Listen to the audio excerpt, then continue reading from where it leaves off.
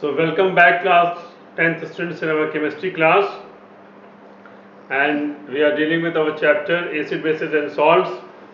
And as I told you that, and this is lecture number 12, I hope. And as I told you just before this session that this is our last, we are in the last phase of this chapter, and I have suggested you to go through the specific salts, preparation of a specific salt by yourself. But I thought that I will just go for the explanation because it will make your part easier to understand. So today I will start from the very ferric chloride FeCl3, preparation of FeCl3. Then we have zinc sulfate. Then we have iron sulfate. The ferric chloride is prepared by the combination reaction. This is the synthesis one. Then we will take one example for the displacement reaction, that is preparation of FeSO4, or then we can have, if we will get time, then we will go for the double decomposition example of double decomposition reaction also.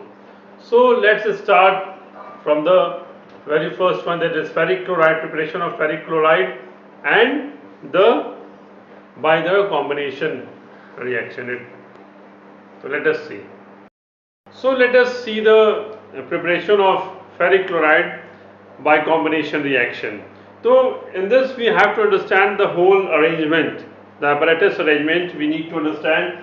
So it's before you can see that there is a combustion tube, and the combustion tube is through both ends it has been connected here. In the initial stage it is connected to a vessel which contains this H2SO4 concentrated. Why? I will explain you. Then the other part is being connected to this conical flask, and this conical flask is surrounded by ice cubes or a freezing mixture, you can say, for the condensation of the vapors.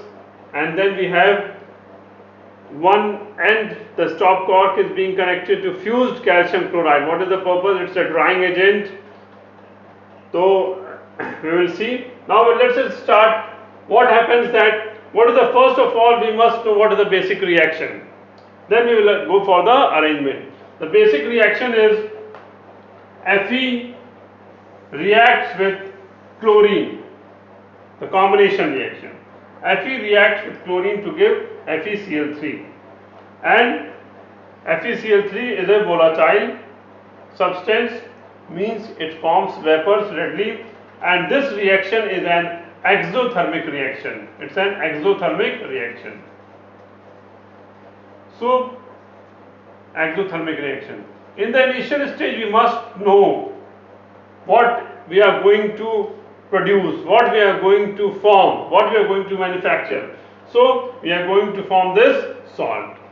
And what is the process? The process is combination, process of iron plus chlorine. Now here we have a combustion tube, and here we have iron coils. So one reactant is this iron, and some books you will find powdered form. So here we have taken iron. Iron in the form of coil is taken, so that on providing it energy, it will gain heat energy immediately and it will react fast. Now the second reactant is chlorine. See, so why there is so much arrangement for chlorine, and how chlorine is being produced is obtained by manganese this MnO2, manganese dioxide plus HCl gives MnCl2 plus H2 plus chlorine. So this is our source. One source means one reactant, and the other is here iron. Now this chlorine, see, this chlorine is first passed to concentrated H2SO4 to make it dry. So you will find dry chlorine in your book. So how it is made dry? By passing it through, it is dipped, it is completely dipped into the sulfuric acid, and here you will find like this. So here it will become dry, and then it will go from this and it will go into the combustion chamber. So here we are getting dry Cl2. If this is it contains any moisture, so after passing through concentrated H2, H2SO4, it will become dry, and here we are having dry Cl2. Now the reaction takes place, and the reaction is exothermic, and after reacting, now before that, this dry chlorine is passed. It also does one more thing. It expels the air inside the combustion chamber. It expels the air means if there is any sort of air, it will be expelled. What is the benefit? That air does not react, because air will also react with iron. It will forming oxides. So that's why dry Cl2 is passed to expel the air. It will, and we are providing heat energy. So if there will be any moisture, it will be evaporated or it will be expelled, you can say. Now the reaction is taking place, the reaction takes place, FeCl2 is being made and FeCl3 being volatile, vapors are formed. Now this reaction is an exothermic reaction, so after some time this source of heat energy is stopped, because the reaction itself is an exothermic reaction. Now here we have volatile FeCl3, we have FeCl3. Now it's a freezing mixture. What it does, it condenses the vapors of this volatile FeCl3 and it is collected here. Now for what purpose this fused calcium chloride is here? Because this FeCl3 is a highly deliquescent substance. So it's a deliquescent substance, so it will absorb moisture from, to prevent it from this process that it does not absorb moisture. So fused calcium chloride, a drying agent, is being taken so that whatever the moisture is there, it absorbs it. So this way, dear students, we get, and this is the whole arrangement. So you need to explain the whole arrangement. If it comes in long answer type, what are the apparatus, what are the uses, and so many questions can also be made. Short questions can be made. So that's why I thought to explain it to you in the very whole. What is the use of this concentrated H2SO4? What is dry Cl2? How it is produced? How we get dry Cl2? Why this reaction is? Why this source is stopped? Because this reaction is exothermic. Why this fused CaCl2 is used? Because this is a deliquescent substance. So many questions can be made. So this way you have to understand. This way you have to study each and every method for the preparation of specific salts. Now we will see the preparation of FeSO4 or zinc SO4 by displacement methods. So now we are going to discuss the preparation of salts by displacement, the specific salt. And what is that specific salt? It will be formed by the action of zinc granules over dilute acid. So displacement and hydrogen gas will be evolved. So here, what is the arrangement here? We have, so simultaneously we will study both for iron sulfate and zinc sulfate. For iron, so let us to have a better understanding, let us first go for the basic reaction. This is the iron, and iron reacts with H2SO4 and it displaces to get FeSO4 and H2 gas is liberated. So, and zinc in the solid form, zinc granules plus H2SO4, we get zinc SO4 plus H2. Now, to start this reaction, first of all, we take the reactant iron. Iron in the form of iron fillings, we say, or we say zinc granules and dilute sulfuric acid. Now, what is how to zinc we have taken or iron we have taken? The dilute sulfuric acid, what we do, we take 1 part of sulfuric acid and 5 part of water. We mix it. Then we make a dilute that is known as aqueous solution of sulfuric acid or dilute. So 1 part of acid and 5 part of water. So now we have the acid and we have the, now what we do? We take the acid and we start putting the zinc granules or the iron pieces. So when we start putting the zinc granules and we stir it, so effervescence will come out.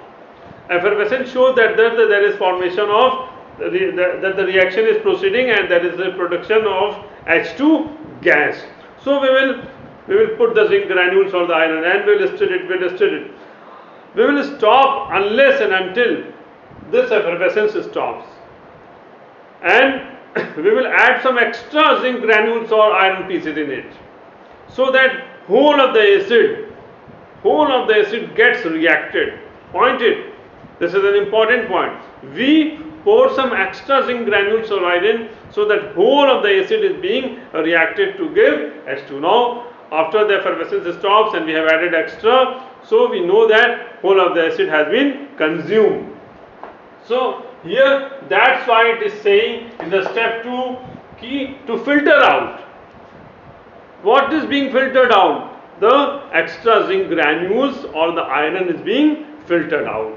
So we get the solution of FeSO4 and H2 is being expelled. Now we need to get this crystal, because salts are generally in the form of crystal. Now it's a very simple. We need to make it a saturated solution of FeSO4. For that we heat it, we will evaporate it and slowly we will evaporate it, and we will observe formation of crystals. As we will observe the formation of crystals being there in the solution, we will notice, or it will let us know that saturated solution is being forming. It has started forming. So then it will be cooled down and we will get the crystals. So this is the reaction FeSO4 plus H2O. Now during the process of crystallization, as you know, water of crystallization you must have studied in 9th class. During the process of crystallization, it is an internal thing which happens during the process of crystallization. The salt crystals or the crystals, they took some part of water in the form of which is known as water of crystallization. Therefore we get FeSO4 7H2O. This is known as green vitriol. And if it is zinc plus zinc SO4, this is the main reaction, and then during the process of crystallization it takes 7H2, that is known as white vitriol. So this way, by displacement reaction, we get this FeSO4 and zinc SO4, the green vitriol and the white vitriol. So this is the specific preparation of this salt. Now we will deal with the preparation of a specific salt, that is lead chloride, and the method we are going to use is by the process of double decomposition. So it's a very simple one, lead chloride, or you can say the chlorides, and then we will have the preparation of carbonates also by this double decomposition method. So what is this being done? Here we take initially lead nitrate, and you can go for both ways. You need to, in double decomposition, you need two salt solutions, aqueous solutions. So one is this and the other is HCl, or you can go this way, lead nitrate plus NaCl. So they will give, of course, lead chloride and HNO3, lead chloride and sodium carbonate, NaNO3. Now let us see this arrangement. NaCl plus lead nitrate, step 1, and their aqueous solution being they are stirred in water. Now you will observe that precipitate being formed here. Now as soon as the precipitate will form, what you have to do, you have to filter it. You will filter it. It's a very simple one. You will filter it. What you will filter? This precipitate will be filtered, and when you get this filter, you have to wash it thoroughly. You have to wash it several times, and then this salt is precipitate of this lead chloride. Here we are getting the sodium nitrate and lead chloride. So we have filtered the lead chloride, the white precipitate on the filter paper, and we have washed it, and then we have placed it on a china dish. This is a china dish. We place this precipitate on china dish. Now this lead chloride is mixed with little amount of water, and it is heated. So what will happen? It will dissolve, as we have studied when we were studying that chart in soluble salts and soluble salts. So there was an exception that PbCl2 does not dissolve in cold water but it dissolves in hot water. That is a very important point. You must remember, it may be asked. So it dissolves.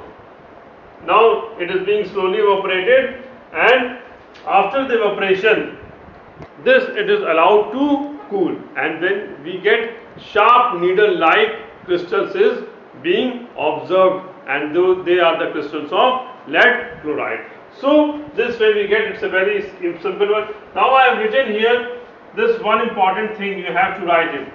The chlorides of Pb, Ag, Hg, OUS, this valency, and the sulfates of barium, lead and calcium can be prepared by this process.